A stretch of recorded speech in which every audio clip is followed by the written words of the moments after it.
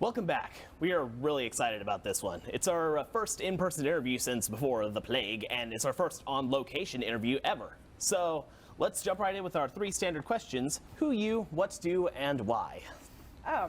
Well, my name is Rebecca Trent, and I am the owner-operator, one of the owner-operators of The Creek and the Cave in Austin, Texas. And I do it because I love comedy. How long have you been running the club? The club opened on April 1st, 2021, so we're brand new. And April 1st? You're kidding me. Yep. Well, we've actually set that date for plausible deniability in case we weren't able to make it. We were going to be able to go, ha, just joking, but we made it. We opened on the 1st. All right. Is there anything that you have coming up with the club that you want to tell our audience about? Oh, sure. Well, when is this going to air? It should be airing in about a week or so. Oh, okay. Yeah, I think this is going to be on the next one. Well, let's see. We have Ryan Long coming in. We also have, let's see, Jessie Mae Peluso is going to be coming in November, and we have Lori Kilmartin coming in right before Thanksgiving. And we have Stavros Hikis is going to be coming in February. We have a ton of really great comics. Mike Cannon, TJ Miller, Sean Patton, Jessie Mae and Carly are coming. Carmen Lynch is this weekend. Next weekend, Sheng Wang. It's just going to be, it's just great comedy every weekend. Well, once again, Lori Kilmartin, and definitely hit us up on that one because we already interviewed Jackie Cation. So oh yeah, Jackie's amazing. We can complete the full set. That's right. Yeah. So how did you get into the comedy business in the first place? Well, I was running a little theater company out of a Mexican restaurant and bar in Queens, in Long Island City, New York. And we had rehearsals, and the bartender would not show up on Sundays, but we still wanted to drink. So we left cash on the bar and just like drank beers. And eventually the guys were like, "What's with this cash?" And it's like, "Well, your bartender never shows, so we just sort of do it ourselves." So that's how I got the job. And then they wanted to sell the place, and I didn't like the people that they wanted to sell it to, so I bought it instead. And when I started running what was then, so I had never served a plate of food or a beer before, like a draft beer before in my life, before I bought the place. It was a complete leap of faith, and I did it because there was a theater in it, and I thought that what I wanted to do was work with actors and put on plays, but it felt very, very, very low rent to be so close to Broadway and like putting on these silly little shows and I don't knock people who do it. I think it's a wonderful thing, and I love theater, but I couldn't get the production value grand enough to feel like it was okay for me to present it to the New York world. You know what I mean? And I worked with a lot of other folks, but at the end of the day, the people that I enjoyed working with the most and the ones who resonated the most with me and who made the most impact on my life were the stand-up comedians. I wasn't really allowed to listen to music growing up that much. MTV was against the rules, Madonna. I wasn't allowed to listen to a lot. So I think that, but my parents totally supported me listening to whatever I wanted to on stand-up, which is so weird. I saw Eddie Murphy Raw, I think when I was 6 or something, but whatever. I mean, it's just, parenting's tricky, I get it. Getting mixed signals here. Yeah, exactly. But I grew up on comedy, but weirdly never thought that it was possible for it to be a job. And so when I found out that this world existed, I was like, whoa. And then on top of it, stand-up comedians are the most underappreciated and the most under-advocated for group of artists in our society. There is no HR department for them. There is no retirement plan. There is no health insurance. There is no union. There is none of that. And I think that I was really drawn to sort of help them build a community so that we could start having access to resources and figuring out how to maybe function on a better level so that the comedy's better, because comedy is the only art form where we're expected to have an immediate response that's perfect for everyone. Somebody's gonna sculpt about it, it takes a couple of months, right? Yeah. But when it comes down, when comedy, I mean, these guys are people, these folks, these men and women, these people, these humans are writing ceaselessly, and they're writing about everything that's happening in the moment all the time, and it's such an incredible gift. Those that are good at it are so incredibly gifted, and I am like, it hurts me to know that sometimes they're not supported and that they're not given the basic tools, or they're not treated like an artist. You know, the fact that we have that saying, everybody's a comedian, that's bullshit. Yeah. Not everybody's a comedian. And I can prove it at every open mic that I've ever gone to, right? And there's nothing wrong with trying, and there's nothing wrong with keeping at it and getting better and better and better, but not everybody's a comedian. Not everybody's meant for this. Yeah. Well, then, especially with comedy, like, if you're good, you know you're good because your audience gets a guttural response where, like, they laugh instinctually. Yeah, It's like, exactly.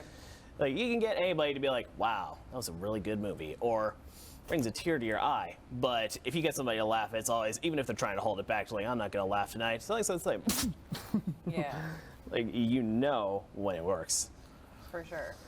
So, given the interesting history of the Creek and Cave Comedy Club, I'd like to go in depth on how all this came about. So, you moved your club from New York to Austin. Can you tell us more about that? Sure. In November of 2020, I announced that the Creek was no longer viable in New York, that we weren't going to be able to stay in that building, and it was time to close the doors. And I turned in the keys on December 1st. And a couple of comedians got in touch with me, 3 comedians got in touch with me and asked me if I wanted to open a club down here. I had never thought of that before. It was not something that was like on my bucket list. But they basically, what I said was, if you guys can make it come together, then I'll come down, I'll move down, and I'll run the club. And the deal fell apart, and then it was back on, and then it was off, and then it was on, and so I was just like, yeah, I'll come down. I really didn't, I had no idea this was gonna happen.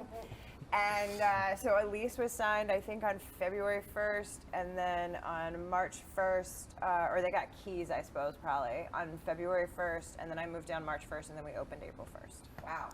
Yeah, it's been a crazy year. Yeah. What caused the original Creek and Cave to close? COVID. I mean, it was pretty impossible to run. I lost my staff. I had one person working with me, and she was my lead bartender, who became my chef. And then I ran the phones, bartended, did deliveries, and like packed up the orders and like all of that.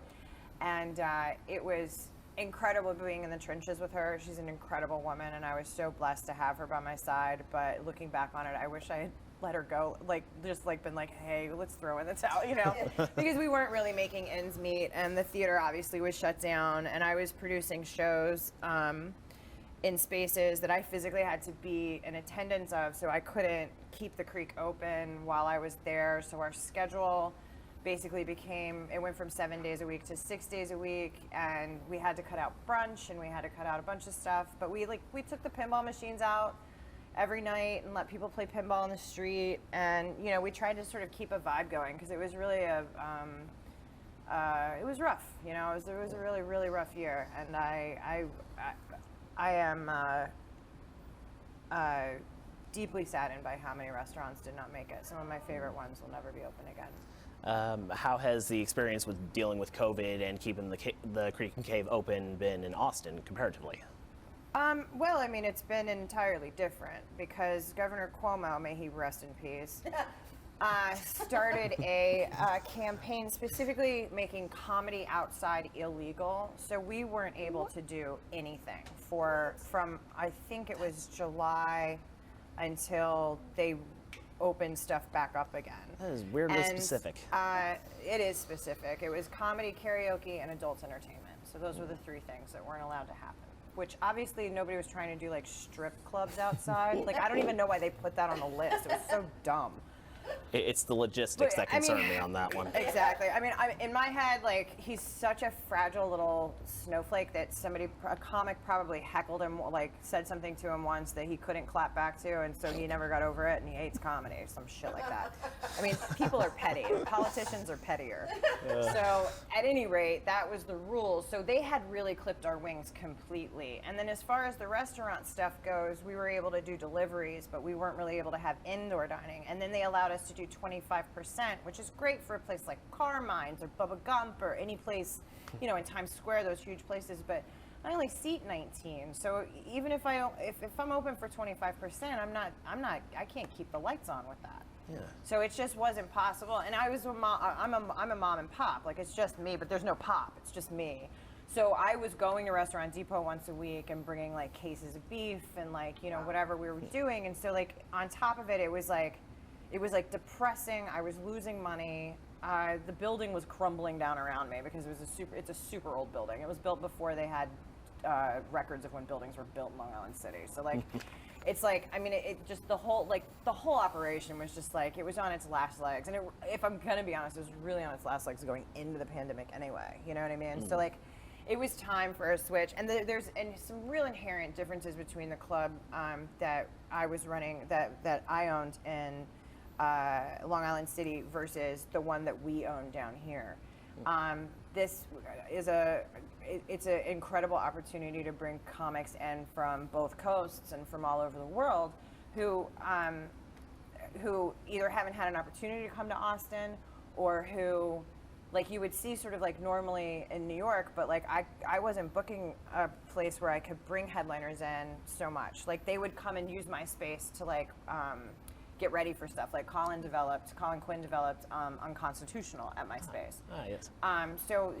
So there were major names that were coming through, but they were coming through for like an 8-minute set or a 20-minute set. It wasn't like, oh, Jerry Seinfeld's doing a weekend. You know what I mean? Not that he's doing a weekend here. I'm not saying that, but like, or you know, is he? but Jerry did come through once because he came and sort of like opened Colin's Unconstitutional show and then watched the show and like took notes and stuff like that because Jerry's one of his directors. Yes.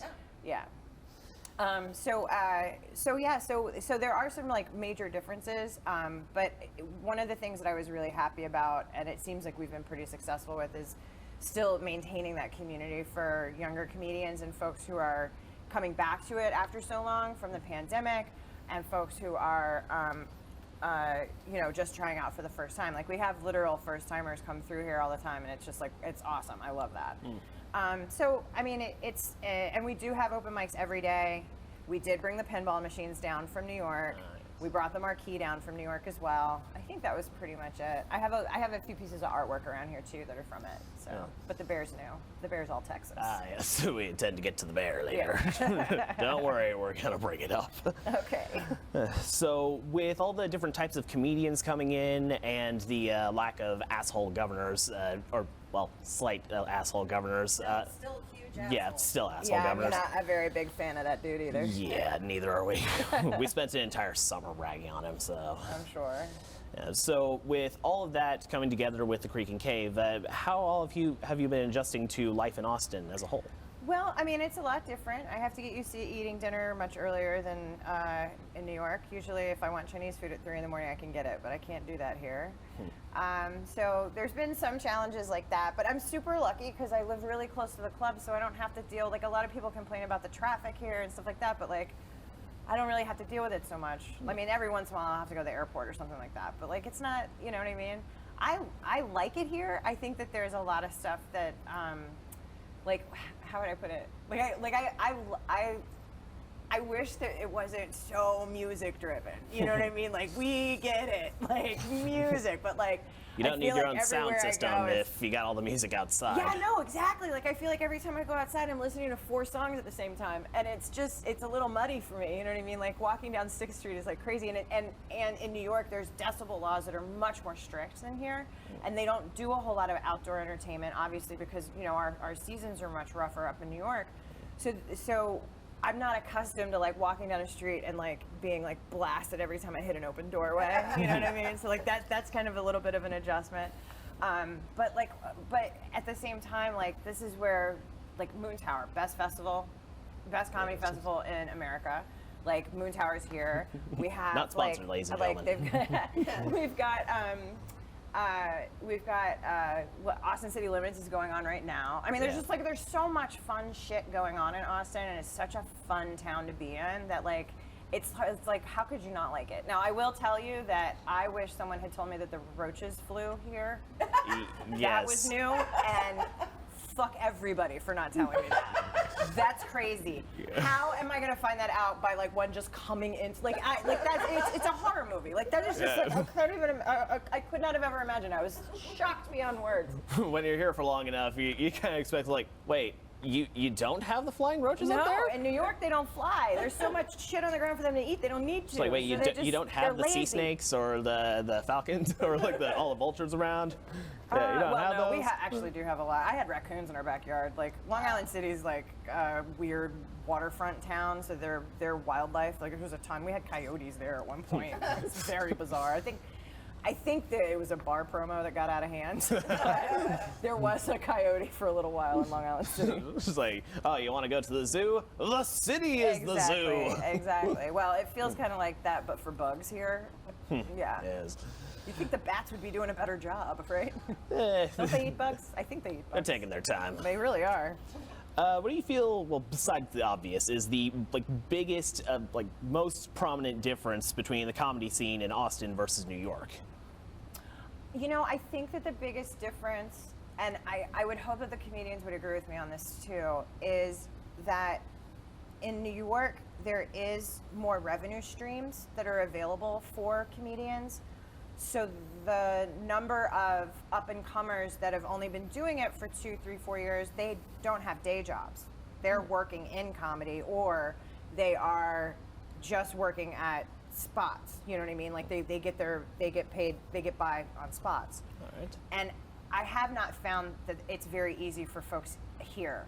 And not to say that it's hard to do that anywhere, but it seems like there's a lot more comics down here that have day jobs. And I imagine that that's because there isn't quite as many opportunities. Like I can name off like 7 or 8 clubs that do decent spot pays and will book you, pretty regularly so that you can get in New York. And down here, it seems like the paid gigs are a little bit more few and far between, or it's like, here's a drink ticket and like $10.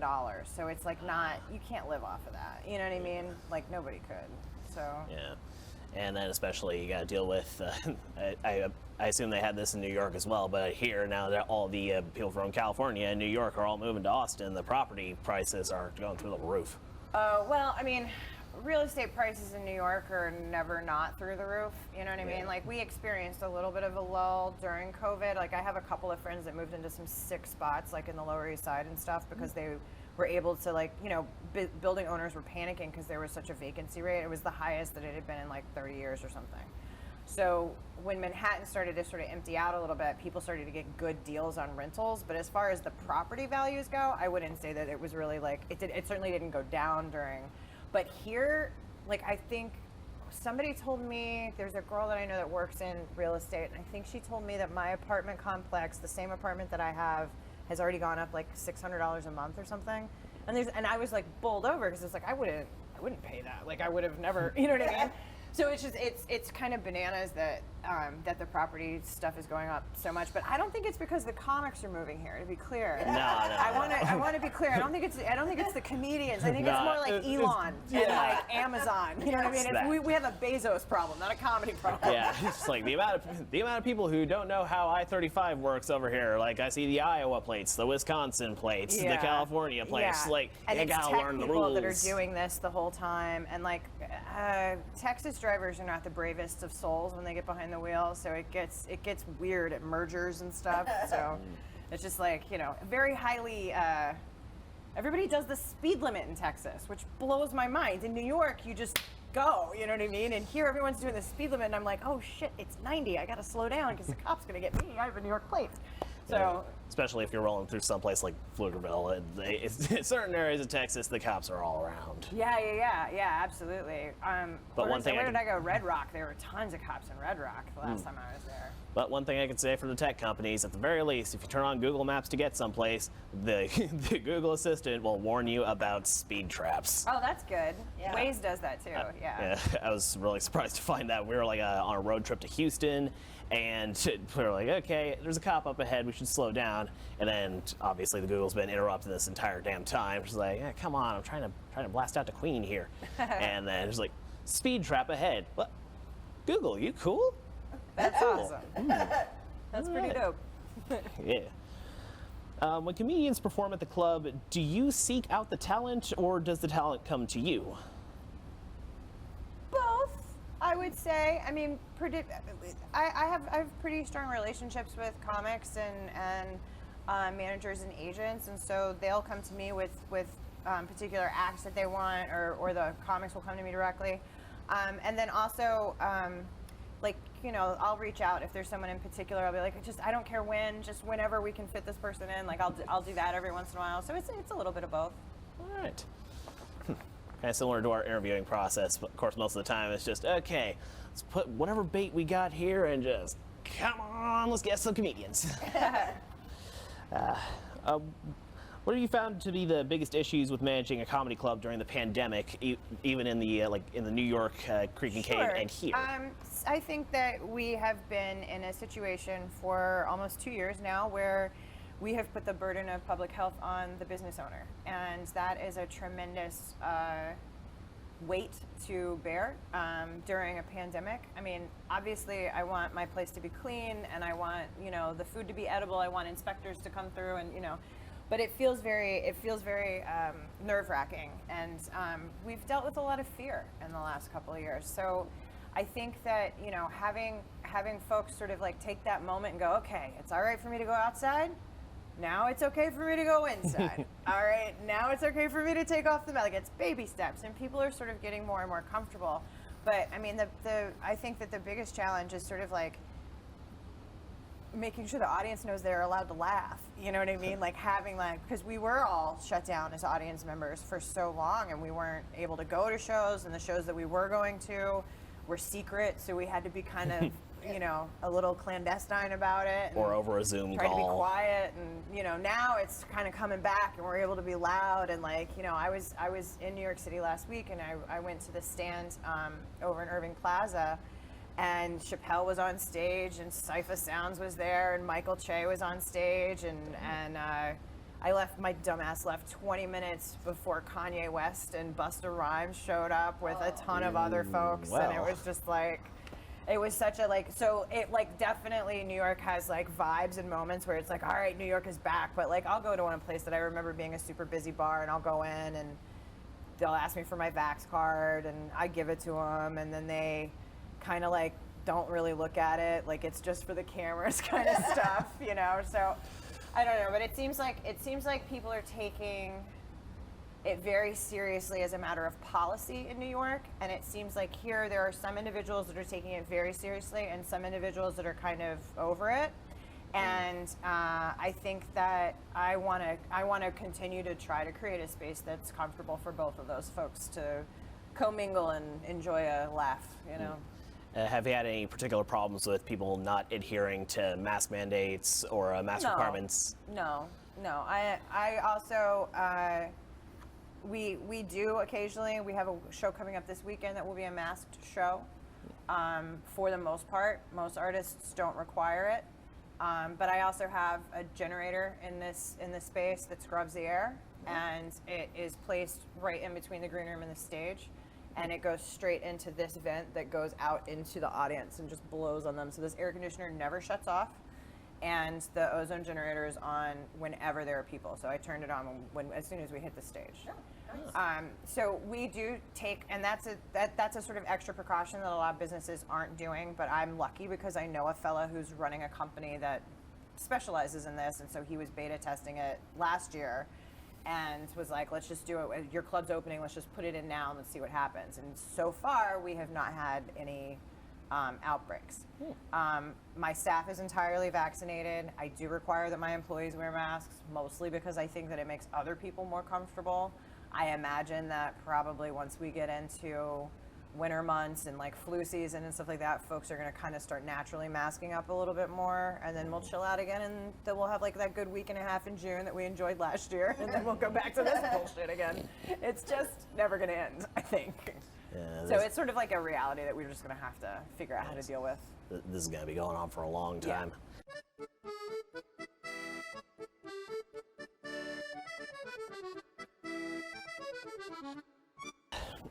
So have you had any problems with people being like worse about any of the masks or anything like that, like any anti-vaxxers? No, I mean, I think that, no, I mean, I even have had, not currently, but I've had people on staff that we didn't see eye to eye on those issues. And to be perfectly honest with you, I am vaccinated, but I'm not somebody who believes that that should be forced. I think that, you know, there are certain things that maybe you should opt out of if you're not vaccinated for your safety. I mean, like I don't know, Broadway is so like close, you know what I mean? New York is different because everybody's on top of each other. Things are spread out a little bit more down here, so it's a little bit more, it's a little bit less scary to be in a group here than it is, you know what I mean? I don't know if that's true. I don't know if I believe that because the festival crowds were kind of like, you know what I mean? Like, I'm sure ACL is killing it right now, and it's got to be, you know, it's shoulder to shoulder probably. So, and those football games certainly aren't socially distanced. Jesus. So, yeah, I mean, I don't know. Like, I feel like people kind of expected me when I got here to be super, chill about it, and I'm not chill about it. I mean, as soon as this stuff started happening, I became a COVID compliance officer for the Screen Actors Guild. Oh. Like, it's something, and I worked with, I was really lucky to have a comic come through who also is a PhD in virology, and I got to speak to him about, like, his best practices and what he was suggesting that I do and don't do.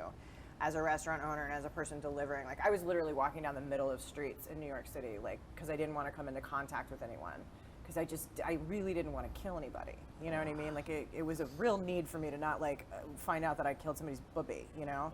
And my building got an outbreak of COVID, and I was lucky enough that my household wasn't touched by it. But, you know, that was just luck of the draw. I didn't do anything magical. I didn't know anything more than anybody else did, you know? And then I was also lucky because my mom had to have bilateral knee surgery in January, and in order for me to be her caretaker, they required in North Carolina that I get the vaccination. So I was vaccinated quite early compared to most people in my age range. Which now we're learning is maybe not such a great thing because the efficacy wears off and blah, blah, blah, but you don't want to talk about this stuff. This is like, we've been talking about this for 2 goddamn years. This has been a long process. Getting back to the club itself, what has been your proudest achievement as the owner of a comedy club?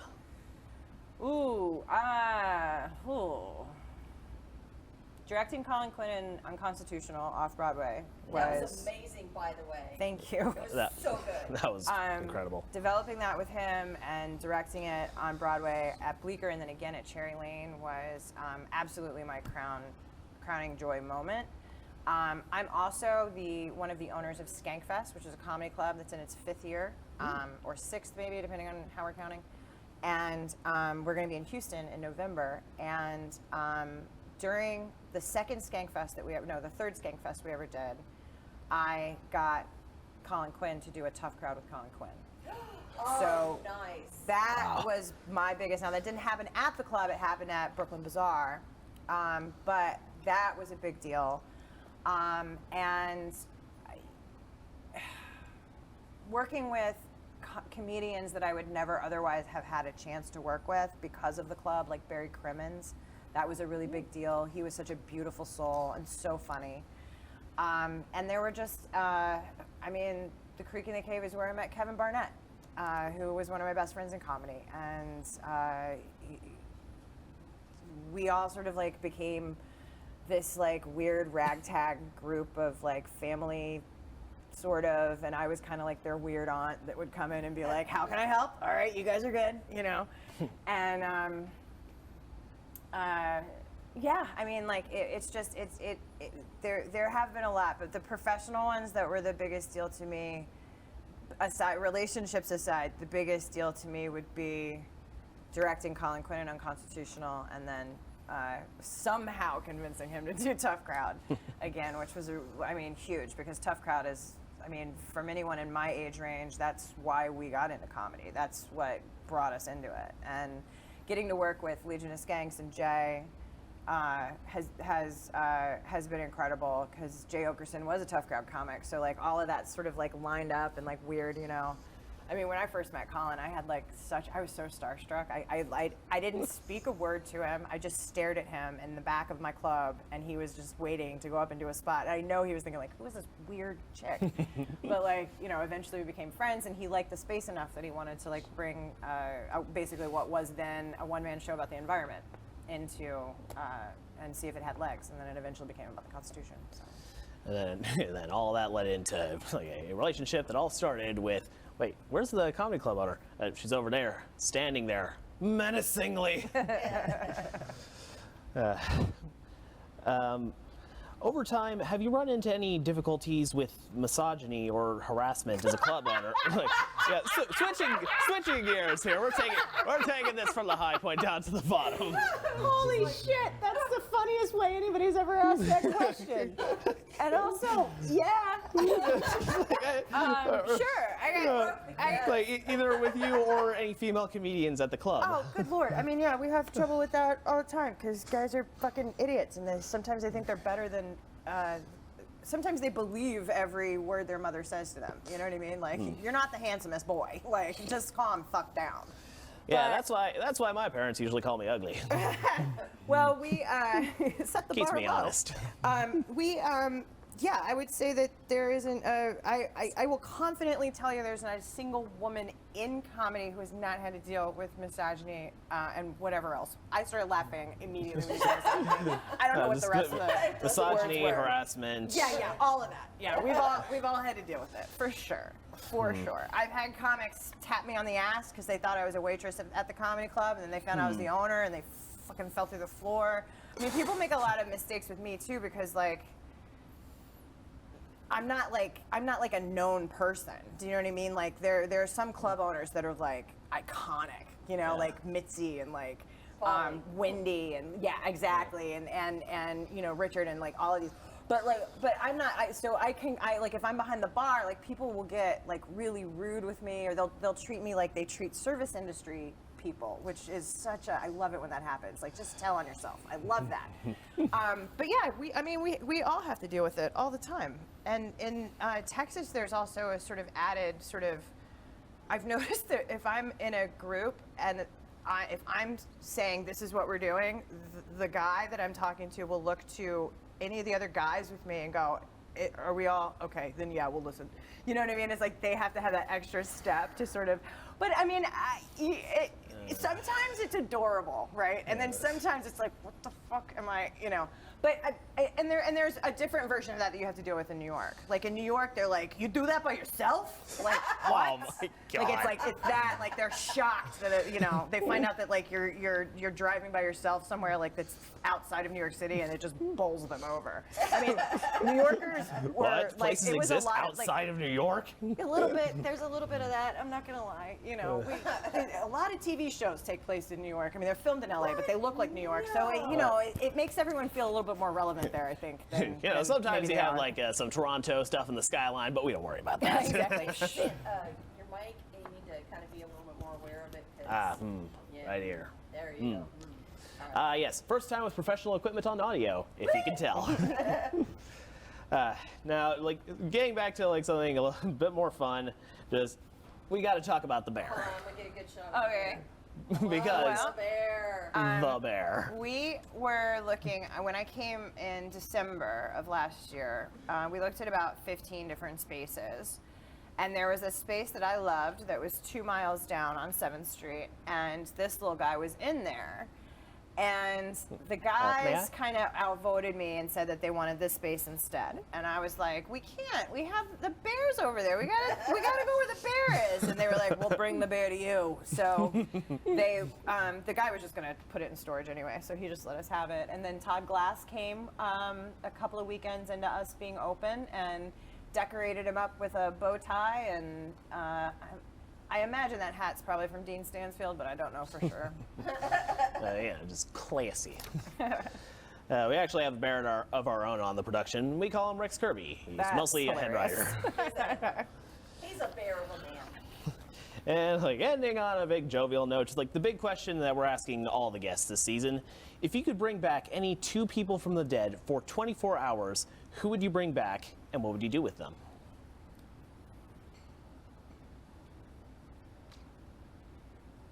I don't know. I'd want to do some research and find somebody who'd like had hidden treasure or something like that, and then I would want to bring them back and then find out where the treasure was and get it, and then By whatever means necessary.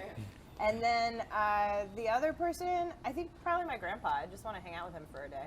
I think that would be cool. Yeah, I'm not too fancy. Well, that's why we give 2 options. Like, you're gonna have something. Also, I know my grandpa, so it's like not one of those like meet your heroes moments. Because what if they turn out to be an asshole? You know what I mean? It's like I'd just rather hang out with somebody I know's cool. Well, ladies and gentlemen, we get to the rare, quick, and simple answer for that question. Like, most of the time, people are racking their brains. Like, okay, who's the most important person that I have to bring There's a back? right answer to that question. Yeah. I will answer differently every time it's asked. That's crazy. Yeah, like, usually when we ask that question, we have to be like, okay, but if you got to be really selfish about this, who would you pick then? But, you know, it's nice to see just a nice, like, solid personal answer. Yeah. And treasure hunting. Yeah, and treasure treasure hunting. Gotta get the money somehow. Exactly. All right, well, Rebecca Trent, everybody. We'll be right back.